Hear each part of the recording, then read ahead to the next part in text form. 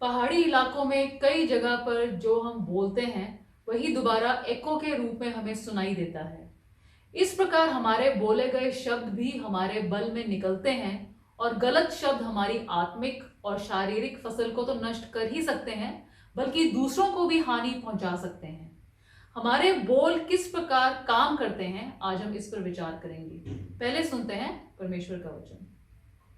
परमेश्वर का वचन हमने व्यवस्था विवरण की पुस्तक उसका 6वां अध्याय उसकी 3री आयत से आगे लिया है। यहाँ इस प्रकार लिखा है, हे इज़राइल सुन और ऐसा ही करने की चौकसी कर, इसलिए कि तेरा भला हो और तेरे पितरों के परमेश्वर यहोवा के वचन के अनुसार उस देश में जहाँ दूध और मधु की धाराएं बहती हैं तुम बहुत हो जाओ। हे इज़राइल सुन, यहोवा हमारा परमेश्वर है, यहोवा एक ही है। तो अपने परमेश्वर यहोवा से अपने सारे मन और सारे जीव और सारी शक्ति के साथ प्रेम रखना। और ये आज्ञाएं जो मैं आज तुझको सुनाता हूँ वे तेरे मन में बनी रहें और तू इन्हें अपने बाल बच्चों को समझाकर सिखाया करना और घर में बैठे, मार्ग पर चलते, लेटते, उठते इनकी चर्चा किया करना और इन्हें अपने हाथ पर चिन्ह के रूप में बांधना और ये तेरी आंखों के बीच टीके का काम दें और इन्हें अपने अपने घर के चौखट की बाजुओं और अपने फाटकों पर लिखना। परमेश्वर के वचन को पढ़े और सुने जाने से आशीष हो। आमीन। लिखे गए वचन और बोले हुए शब्द में क्या अंतर है और इसके असर में भी क्या कोई फर्क है? पहली 4 इंजील जो हैं उसमें 3 संत मत्ती, मरकुस और लूका की इंजील जो हैं वो बताती हैं प्रभु यीशु के काम के बारे में उन्होंने क्या सिखाया। जो यूहन्ना नबी की इंजील है वो हमें बताती है प्रभु यीशु हैं कौन। वो वचन है, परमेश्वर का पुत्र है, ताकि हम उन्हें जानें और फिर उन्हें जानकर किस काम के लिए है उन पर विश्वास करें। यूहन्ना नबी की पुस्तक उनका 20वां अध्याय उसकी 30-31 आयत, वहां लिखा है, यीशु ने और भी बहुत से चिन्ह चेलों के सामने दिखाए जो इस पुस्तक में लिखे नहीं गए, परंतु ये इसलिए लिखे गए हैं कि तुम विश्वास करो कि यीशु ही परमेश्वर का पुत्र मसीह है और विश्वास करके उसके नाम से जीवन पाओ। जीवन पाना विश्वास के द्वारा। यूहन्ना की पुस्तक 1 अध्याय उसकी पहली 3 आयत, यूहन्ना नबी पहचान कराते हैं उस मसीहा की कि वो वचन है, वचन परमेश्वर के पास था और वचन परमेश्वर है। और फिर वो वचन की परमेश्वर के साथ एकता, वननेस को करते हैं और फिर कहते हैं वही हर चीज को बनाने वाला है। ग्रीक भाषा का शब्द लोगोस, जो फिलोसोफर्स थे उसे मानते हैं कि वो पावर है जो इस दुनिया में एक ऑर्डर बना के रखता है, जो शक्ति है। और फिर वो लोगोस को पहचानते हैं अल्टीमेट रीजन, अल्टीमेट पावर, जिसके अधीन सब कुछ है। यूहन्ना नबी ने जब ये परमेश्वर को वचन के तौर पर बताया तो ग्रीक और यहूदी लोगों को ये समझ आ गया, क्योंकि जो यहूदी रबी थे वो भी परमेश्वर को पर्सनल टर्म्स में वचन ही कहते थे। निर्गमन 19:17 में लिखा गया है, मूसा लोगों को कैंप से बाहर परमेश्वर से मिलाने के लिए ले गया, लेकिन यहूदी जो नबी रबी थे वो इसका इंटरप्रेट करते हैं कि मूसा लोगों को कैंप से बाहर परमेश्वर के शब्द से मिलाने के लिए, वचन से मिलाने के लिए ले गया। जो एशियन ज्यूज थे उनके लिए परमेश्वर का वचन परमेश्वर खुद बन जाते हैं। स्क्रिप्चर, वचन के अंदर, बाइबल के अंदर 2 शब्द इस्तेमाल किए गए हैं वचन के लिए, जो वचन है परमेश्वर का, लोगोस और रेमा। लोगोस जनरली है जो रिकॉर्डेड शब्द है, जो लिखा गया है, जिसके द्वारा परमेश्वर ये बताते हैं कि क्या वायदे हैं, वो सब कुछ उसमें लिखा हुआ है। जो पहली 5 किताबें हैं यहूदी लोग उन्हें टोरा कहते हैं और ये मानते हैं कि ये परमेश्वर के द्वारा मूसा को दी गई, परमेश्वर के द्वारा मूसा को दी गई पहली 5 किताबें मानते हैं वो टोरा। दूसरी तरफ रीमा जो शब्द है वो बोलना है, बोला गया शब्द है, और ये एक्शन ओरिएंटेड है। एक्शन, बोला गया तो एक्शन हुआ। और फिर ये बोला हुआ शब्द जो है पवित्र आत्मा परमेश्वर द्वारा एक पर्टिकुलर काम के लिए, एक मौके के लिए, एक इंसान के लिए चलता है, काम करता है। लोगोस जो है लिखा गया शब्द, उसे रीमा बनना जरूरी है ताकि लोगोस में जो वायदा किए गए हैं वो पूरे हो सकें। यूहन्ना नबी की पुस्तक पहला अध्याय 3 आयत में यूहन्ना नबी पहचान कराते हैं उस परमेश्वर की जिसके द्वारा सब कुछ बनाया गया, और फिर वो हमें क्रिएशन के प्रोसेस में वापस ले जाते हैं। वो कहते हैं, उत्पत्ति पहला अध्याय पहली 2 आयत में लिखा गया है, धरती बेडौल थी, टोहू व बोहू, बेडौल थी बगैर किसी आकार के और खाली थी। और फिर पवित्र आत्मा रुआख एलोहिम, परमेश्वर का आत्मा पानियों के ऊपर जुम्बिश करता है, उसके ऊपर घूम रहे थे। उस हालत में होली ट्रिनिटी तीनों हैं, पिता है परमेश्वर, वर्ड है जो बोला जाता है, और पवित्र आत्मा परमेश्वर, तीनों हैं वहां पर। लेकिन काम तभी शुरू होता है जब शब्द जो लोगोस है वो रीमा बनता है। परमेश्वर बोलते हैं रोशनी हो तो रोशनी हो जाती है। हमारे पास पवित्र बाइबल है जिसमें परमेश्वर के सब वायदे हैं कि हम हमारे लिए वो क्या करना चाहते हैं, लेकिन इस पुस्तक का हमारे घर में पड़े रहने से हमारे जीवन में कोई असर नहीं पड़ेगा। यूहन्ना पहला अध्याय 4 आयत में अगर हम देखें, वहां लिखा गया है कि उसमें जीवन था और वह जीवन मनुष्यों की ज्योति था, वचन में जीवन था। भजन संहिता 119 की 105 आयत में अगर हम देखें, वहां लिखा है, तेरा वचन मेरे पांव के लिए दीपक और मेरे मार्ग के लिए उजाला है। मेरे मार्ग के लिए उजाला है ताकि मुझे गाइड करे ये वचन और फिर मैं आज्ञाकारिता में चलूं। व्यवस्था विवरण 6 अध्याय 4 से जो आगे आते हैं हमने पढ़ी थी। ये शिमा प्रेयर है जिसे यहूदी लोग बहुत इंपॉर्टेंट मानते हैं परमेश्वर की आराधना और उनके साथ रिश्ते के लिए, और दिन में कई बार इसे बोलते हैं। प्रभु यीशु ने भी इसके ऊपर महत्व दिया और उन्होंने इसके अंदर माइंड ऐड कर दिया, हार्ट, सोल और स्ट्रेंथ के साथ माइंड ऐड कर दिया कि माइंड के साथ भी उन्हें प्यार करो। फिर आगे वो कहते हैं, घर में बैठे मार्ग पर चलते इनकी चर्चा किया करना, इनके बारे में बातें करना। और जब हम आगे देखें तो एसेंस जो है, जो ये कमांड की है कि वचन हमेशा तुम्हारे पास रहे, बच्चों को सिखाओ, अपने घर में बात करो। और शिमा जो प्रेयर है, इसका मतलब शिमा शब्द का मतलब है सुनना, समझना, ओबे करना और दूसरों को बताना। जो इस वचन के अंदर एनर्जी, जो पावर है जो परमेश्वर के वचन में है, वो बोल शुरू होती है, उसका काम शुरू होता है जब पूरे समझ के साथ हम इसे बोलते हैं। जिस प्रकार लकड़ी में आग है, लेकिन जब उसे आग जलाते हैं तभी उसमें वो रोशनी भी आती है, आग भी आती है, हीट भी पैदा होती है, हालांकि उसमें सब कुछ था। जो वचन है लोगोस, वो परमेश्वर के साथ था इटर्नली, सदा से। और क्रिएशन प्रोसेस, जो सब कुछ उत्पत्ति का काम तभी शुरू होता है जब परमेश्वर ने वो वचन बोला, और इस वचन के साथ अथॉरिटी और पावर रिलीज करते हैं परमेश्वर। हालांकि पवित्र आत्मा परमेश्वर वहां पहले ही थे। उत्पत्ति 2 अध्याय पे 7वीं आयत में परमेश्वर ने इंसान के नथनों में हवा और सांस फूंक दी ताकि वो जीवता पुरुष बन गया। वहां लिखा है जीवता पुरुष, लेकिन एक्चुअल इसमें जो ट्रांसलेशन यहूदी कहते हैं वो ये है कि वो बोलने वाला पुरुष बन गया। उत्पत्ति 1 की 27-28 में कहा, परमेश्वर ने अपने अक्सर रूप में उसे बनाया ताकि इंसान उनका रिप्रेजेंटेटिव बन के धरती के ऊपर राज करे। और फिर इसमें ये एक्सपेक्ट किया गया कि वो परमेश्वर की तरह ही काम करेगा, सुपरनैचुरल और मटेरियल दोनों में। उत्पत्ति 1 अध्याय 28वीं आयत में परमेश्वर ने उसे आशीष दी और कहा, धरती को भर दो, क्योंकि वो उसकी इमेज और लाइकनेस में है। परमेश्वर ने उसे कहा कि वचन बोलकर तुमने ही आगे काम करना है। एक्सरसाइज, जो डोमिनियन और अथॉरिटी जो उसे दी गई एडम को, वो बोलने के द्वारा उसने आगे चलानी है। और जो भी बोला गया उसे पवित्र आत्मा परमेश्वर उठाते हैं, आगे बढ़ाते हैं काम के लिए, ताकि जो सही उसका रिजल्ट है वो मिले। 2 तीमुथियुस उसका 3 अध्याय उसकी 16वीं 17वीं आयत में अगर हम देखें तो वहां लिखा गया है, ये लिखा है यहाँ पर, संपूर्ण पवित्र शास्त्र परमेश्वर की प्रेरणा से रचा गया है और उपदेश और समझाने और सुधारने और धार्मिकता की शिक्षा के लिए लाभदायक है।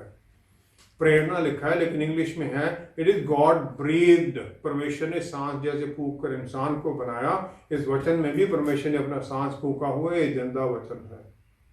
इसका मतलब है परमेश्वर ने इसे पूरा बल और शक्ति दी हुई है ताकि जिस काम के लिए बोला जाए वो इसे पूरा करे। लिखे गए शब्द में वायदा है, शक्ति है, लेकिन जब तक वो लोगो जरीमा नहीं बनता है वो काम नहीं करेगा। वचन हम रखें उसका कोई रिजल्ट नहीं निकलेगा। परमेश्वर के वचन की शक्ति क्या सिर्फ परमेश्वर के बोलने पर ही काम करती है या फिर इसका कोई और भी तरीका है? यशाया नबी की पुस्तक उसका 55 अध्याय उसकी 11वीं आयत में लिखा है, इसी प्रकार से मेरा वचन भी होगा, परमेश्वर कहते हैं, जो मेरे मुख से निकलता है वह व्यर्थ ठहरकर मेरे पास न लौटेगा, परंतु जो मेरी इच्छा है उसे वह पूरा करेगा, और जिस काम के लिए मैंने उसको भेजा है उसे वह सफल करेगा, उसे पूरा करेगा। परमेश्वर के जो शक्ति है वो वचन के द्वारा निकलती है, इसमें हमें कोई शक नहीं है। लेकिन क्या ये इंसान के साथ भी काम करता है? उत्पत्ति 17 की 5वीं और 15वीं आयत में हम इसका देखते हैं बोले गए शब्द का अर्थ। अब्राहम और साराई का नाम परमेश्वर बदल देते हैं। अब्राहम को वो अब्राहम कहते हैं, अनेक कौमों का पिता अब्राहम, और साराई को वो कह देते हैं सारा और कौमों की माँ। अब्राहम उस समय 99 ईयर्स ओल्ड है और सारा 90 साल की, और दोनों बच्चा होने की अवस्था में नहीं है। अब्राहम एक अमीर आदमी था उस समय, और ये माना जाता है उसके घर में तकरीबन 2000 के आसपास लोग थे, उसके पूरा स्टाफ, भेड़ बकरियां सबको संभालने के लिए। जितने लोग जब उसका नाम लेते हैं अब्राहम, तो वो कहते हैं कई कौमों का पिता। सारा को जो लेडीज बात करती हैं तो उसे कहती हैं कई कौमों की माँ। बोला जाता है और बोलने से वो वचन काम कर रहा है। उत्पत्ति 32 में 27-28वीं आयत में याकूब, जिसका जन्म पर यह नाम रखा गया था याकूब, जो पीछे चलता है, ओवर रीच करने वाला है, जो अपने से आगे बढ़ना चाहता है, वो उसका नाम था। फिर वो परमेश्वर के दूत के साथ कुश्ती लड़ता है और उसे नया नाम दिया जाता है इज़राइल। उसका मतलब है तूने परमेश्वर और उसके लोगों के साथ लड़ाई की और उनमें तू प्रिवेल किया, तो उसमें सक्सेसफुल हुआ। तो फिर वो उसके बाद में कुछ और बनना नहीं चाहता है। जो एसाऊ की ब्लेसिंग उसने चोरी की थी, चुराई थी, आइजैक से अपना धोखे के द्वारा आशीष ली थी, उत्पत्ति 33:11 में वो वापस कर देता है उसे, क्योंकि वो कहता है मुझे परमेश्वर ने बहुत आशीषें दी हैं, अब मैं इसे वापस करता हूँ।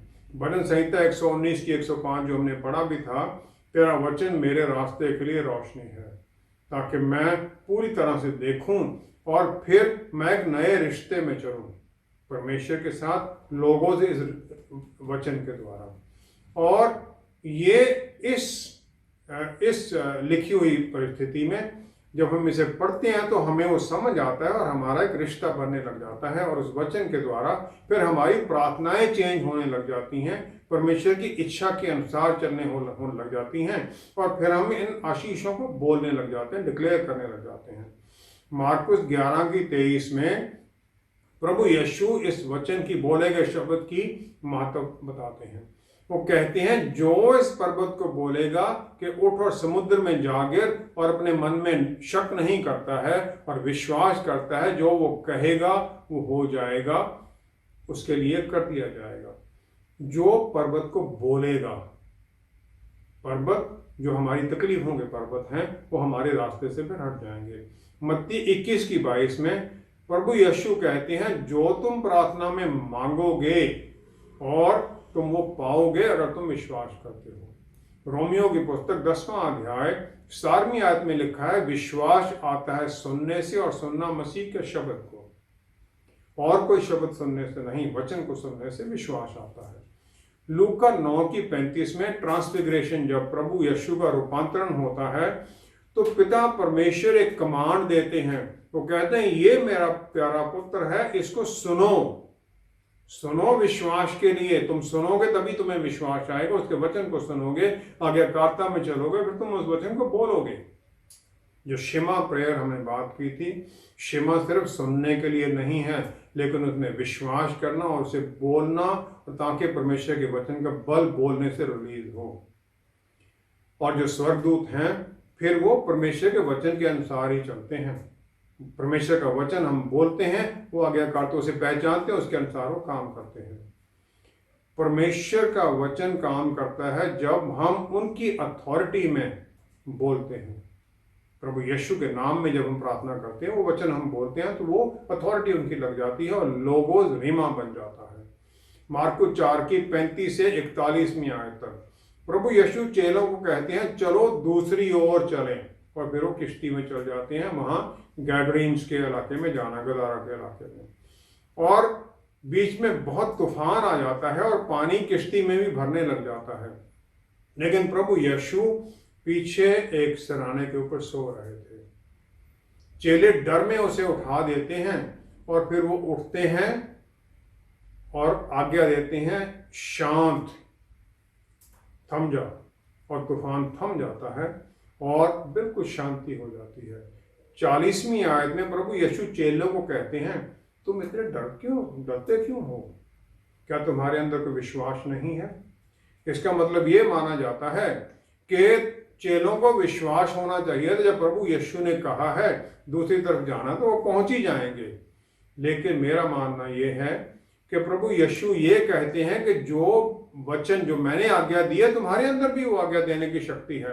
तुम उसे कहते थम जा, तो तूफान ने थम जाना था। प्रभु यीशु ने ह्यूमैनिटी को, इंसान को परमेश्वर में शामिल कर लिया। उत्पत्ति के समय पर परमेश्वर इंसान में शामिल होते हैं, यहाँ इंसान को वो परमेश्वर में शामिल कर लेते हैं। परमेश्वर तो वो हैं, इंसान को अपने अंदर शामिल कर लेते हैं, और फिर परमेश्वर की जो महिमा की, जो उनका बल और शक्ति है, वो उनके कामों के द्वारा दिखाई देती है। परमेश्वर वो ट्रांसफिगरेशन के समय उनकी वो दिखाई देती है, सिर्फ ग्लोरी। काम वो इंसान के रूप में करते हैं, क्योंकि इमेज और लाइकनेस ऑफ गॉड तो बने ही हैं वो, और पवित्र आत्मा परमेश्वर के द्वारा वो काम करते हैं, जो परमेश्वर कर सकते हैं। वो सब आत्मा के द्वारा काम करते हैं। जब वो चेलों को सिखाते हैं, डरो मत और सर्कमस्टांसेस से असर में मत आओ, लेकिन आज्ञा दो उस सिचुएशन को बदलने के लिए, परमेश्वर की पावर काम करेंगे। पहला पत्रस 3 अध्याय 10वीं आयत में पत्रस रसूल ने ये विश्वास पर चलना सीखा था, क्योंकि पानी पर वो चले थे। फिर वो ये कहते हैं कि whoever desires life, जो कोई जीवन की इच्छा रखता है और अच्छे दिन देखना चाहता है, वह अपनी जीभ को बुराई से और अपने होंठों को छल की बातें करने से रोके रहे अपनी जुबान को। फिर भजन संहिता 119 की हम 89 वर्ष देखते हैं। वहां लिखा है, हे यहोवा तेरा वचन आकाश में सदा तक स्थिर रहता है, सदा तक तेरा वचन एस्टैब्लिश्ड है। दाऊद जो परमेश्वर के मन का आदमी है, वो कहता है भजन संहिता 138 की 3 में, क्योंकि तूने अपने वचन को अपने बड़े नाम से अधिक महत्व दिया है। हे परमेश्वर, तूने लोगोस को तो अपने आप से ही ऊपर कर दिया है। और फिर हमारे विश्वास की ये फाउंडेशन बन जाता है। और जब हम परमेश्वर प्रार्थना में परमेश्वर के वचन को कोट करते हैं, उसके अनुसार जब हम मांगते हैं, ये नहीं कि परमेश्वर को हमने याद कराना है वो वचन, तो उस सिचुएशन के ऊपर उस वचन की हम शक्ति को रिलीज करते हैं, ताकि वो फिर वहां काम करे। इब्रानियों की पुस्तक 1 अध्याय 14वीं आयत में लिखा है, स्वर्गदूत मिनिस्ट्रिंग स्पिरिट्स हैं, जो उत्तराधिकारी हैं मुक्ति के, उनके लिए और विश्वासियों की टहल के लिए हैं वो, और ये चलते हैं परमेश्वर के वचन के अनुसार। जब हम परमेश्वर का वचन बोलते हैं प्रार्थना के द्वारा, वो पहचानते हैं परमेश्वर के वचन को और काम करने लग जाते हैं। अदरवाइज वो बैठे रहेंगे, कोई काम नहीं करेंगे, क्योंकि वचन बोला गया जो है उसमें एनर्जी, पावर है। एंजल जो है, स्वर्गदूत है, वो भी, और शैतानी ताकतें भी उस बल को इस्तेमाल कर सकती हैं हमारे भले के लिए या बुराई के लिए। जो हम बोलते हैं उसमें अथॉरिटी हम दे देते हैं, हम अथॉरिटी अपनी रिलीज कर देते हैं कि इसके अनुसार मेरे साथ हो। पतरस रसूल ने जो क्वेश्चन किया कि हम अपनी ज़ुबान को कंट्रोल करके रखें, ज़ुबान के आगे दो बैरियर हैं, एक तो दांत है, एक लिप्स हैं। बेटर है कि हम इसे बंद ही रखें, कम बोलें ज़्यादा सुनें, कम बोलें ज़्यादा सुनें। ज़्यादा बोलेंगे कुछ ना कुछ गलत बोला जाएगा और शैतानी ताकतें उस वचन को पकड़कर हमारी आज्ञा, कि हमने ही तो आज्ञा दी है ये करने के लिए, और वो सब करने लग जाएंगे। फिर क्या हमारे बुराई से भरे शब्दों या गलत शब्दों का भी हमारे या दूसरों के जीवन पर बुरा असर पड़ता है? नीति वचन की पुस्तक उसका 18वां अध्याय उसकी 21वीं आयत में अगर हम देखें, यहाँ लिखा है, जीव के वश में मृत्यु और जीवन दोनों होते हैं। यहोशू को आशीष देने के बाद में परमेश्वर ने कहा कि ये जो पुस्तक है तोरा, ये तुम्हारी जुबान से परे ना हो, इसके ऊपर मनन करते रहना, मतलब इसे तुम बोलना, इसके अनुसार चलना और इसी के अनुसार अपना पूरा जीवन करना, ताकि जो इसके आगे है, जो तुमने गाइड करना लोगों को, उसके अनुसार तुम उन्हें चला सको। इसमें कॉन्ट्रडिक्शन लगती है, मेडिटेट, रात दिन इसके ऊपर मनन करते रहना और तुम्हारे मुंह से यह ना निकले। इसका मतलब है कि यहोशू को बोलकर पढ़ना, इसे बोलना इसके बारे में, और ये उसके मुंह से ना निकले। लूका 1:13-20 में जकारिया प्रीस्ट है जो कि परमेश्वर के मंदिर में है, और वहां पर उसे स्वर्गदूत दिखाई देता है जो उसे यूहन्ना बपतिस्मा देने वाले के पैदा होने के बारे में बताता है। लेकिन वो शक करता है और फिर स्वर्गदूत जो उसे, जब तक ये बातें पूरी ना हो तब तक उसे गूंगा कर देता है, वो बोल नहीं सकता है, क्योंकि उसे रोक दिया जाता है कहीं बोलकर इन आशीषों को रोक ना दे। मत्ती 6:7 में प्रभु यीशु कहते हैं कि तुम प्रार्थना में बक मत करो, क्योंकि इसके द्वारा तुम्हारी प्रार्थनाओं का उत्तर रुक जाएगा। याकूब की पुस्तक उसका 3रा अध्याय उसकी 6ठी आयत से अगर हम देखें तो वहां लिखा है, जीभ भी एक आग है, जीभ हमारे अंगों में अधर्म का एक लोक है और नरक कुंड की आग में जलती रहती है। जीभ एक आग है और शरीर में ये बुरे असर डालती, जो हम बोलते हैं इसके द्वारा फिर काम ये उल्टा देती है। यूहन्ना 7वां अध्याय 3 से 5वीं आयत अगर देखें तो याकूब और उसके भाइयों ने प्रभु यीशु पर विश्वास नहीं किया और वो उसे कहते हैं, आप यरूशलेम चले जाओ, जो तुम चमत्कार यहां कर रहे हो लोगों को भी दिखाओ। 1 कुरिन्थियों 15:7 में प्रभु यीशु याकूब को मिलते हैं दोबारा जी उठने के बाद में, और फिर वो बदल जाता है और वो पहला चर्च जो यरूशलेम में है उसका हेड बनता है। जो सबसे बड़ा एक बड़ा पाप है लहशन हारा, ये है बुरी शब्द बोलना, दूसरों के बारे में गलत शब्द बोलना, और दूसरा है लहशन हटाओ, ये है अच्छी बातें। जो हम शांत रहते हैं, चुप रहते हैं, तो हमें ये कुछ बुरा बोलने से रोकती है, और जब हम अच्छा बोलते हैं, दूसरों को आशीष देते हैं, इसी प्रकार हम कर्ज श्राप भी देते हैं बोलकर, अपने लिए, अपने परिवार वालों के लिए, दूसरों पर हम श्राप दे देते हैं। गिनती 12 से 10वीं आयत में मिरियम और हारून मूसा के ऊपर शक करते हैं कि सिर्फ अकेला इसी से बात करते हैं परमेश्वर कोहन गडोल जो हारून है और हाई प्रीस्ट, उसे तो छोड़ देते हैं, लेकिन मिरियम को कोड़ हो जाता है। जो एक लेट रबी जॉनथन सैक्स थे, जो इंग्लैंड के चीफ रबी थे, उन्होंने एक स्पीच थेरेपिस्ट के बारे में कहा जो कि हकलाने वाले बच्चे जो 5 साल से कम थे उनके साथ काम करते थे। आमतौर पर हकलाने वाले बच्चे के परिवार उसके साथ एडजस्ट हो जाते हैं, लेकिन उस स्पीच थेरेपिस्ट ने कहा कि हर एक परिवार में, हर एक इंसान के अंदर एक दूसरे में कुछ ना कुछ अच्छा देखें और फिर उसकी तारीफ करें, और इसके द्वारा एक दूसरे के लिए एक सदा पॉजिटिव रीइंफोर्समेंट का माहौल पैदा होगा और वो बच्चा भी उसमें से निकल आएगा, उसका सेल्फ रिस्पेक्ट बढ़ेगा, कॉन्फिडेंस बढ़ेगा। लहशन हटाओ जो अच्छी बात है, ये दूसरों की अच्छी बातें ज़ाहिर करने के लिए है, और जब हम परमेश्वर की आराधना करते हैं तब हम भी अपने फुल पोटेंशियल पर आते हैं। उत्पत्ति 1 में परमेश्वर बार बार देखते हैं, कहते हैं सब कुछ अच्छा है, वो हमें ये दिखाते हैं कि हम देखें और अच्छा ही बोलें और अच्छे के अनुसार ही फिर चलें। मूसा निर्गमन 4 की पहली आयत में जलती झाड़ी में परमेश्वर से कह देता है कि इजराइली लोग मुझ पर विश्वास नहीं करेंगे। परमेश्वर उसे सिखाते हैं ये जरूरी नहीं कि वो तुम पर विश्वास करें, ये जरूरी है कि तुम उनमें विश्वास करो। जो अच्छी बात, अच्छा बोलना है वो इसलिए है कि ताकि उसे एनकरेज करना। अच्छी प्रेज है, तुमने अच्छा काम किया, इसमें और भी तुम और कर सकते हो, तुमने बहुत बढ़िया किया। लेकिन जो बैड प्रेज है, प्रेज तो है, वो कहते तुम तो बहुत आशीषित हो, तुम तो बहुत बढ़िया हो, सबसे अच्छे तुम हो। उसने एक लेवल पहुंच गया, उसके ऊपर बच्चा जब बढ़ने की कोशिश ही नहीं करेगा। सही शब्द जो हम बोलते हैं वो जीवन को बदल देते हैं और हमें ऊंचाइयों पर ले जाते हैं। गलत शब्द हमें नीचे ले जाते हैं। मत्ती 22 की 37 से 39 आयत में प्रभु यीशु की आज्ञा परमेश्वर के प्यार के साथ अपने नेबर को भी प्यार करना, उसमें यही है कि जब हम दूसरों को आशीषित करते हैं तो हम भी आशीषित होते हैं। और क्योंकि जो हम प्यार दूसरों को दे रहे हैं वही प्यार हम भी पाते हैं। लेवी व्यवस्था 14 की पहली 7 आयत में जो रिचुअल बनाया गया कोड़ी को ठीक करने के लिए, यहूदी लोग वो मानते हैं कि वहां पर जो चीजें मंगाई जाती हैं वो हैं जीवित पक्षी 2, देवदार की लकड़ी, लाल रंग का कपड़ा और जूफा, ये सब ले आए। जो एक शब्द है उसे काट दिया जाता है, उसका लहू एक कटोरे में डाला जाता है और फिर वो घास के और पक्षी को उसमें डुबोकर जो कोड़ी उस पर छिड़का जाता है। जब वो ठीक हो गया है, वो ये मानते हैं वहां पर कि जो देवदार की लकड़ी का है, वो ये कहते हैं कि तुम देवदार की तरह इतना अहंकार में आ गए कि तुम कुछ भी बोलते रहते हो।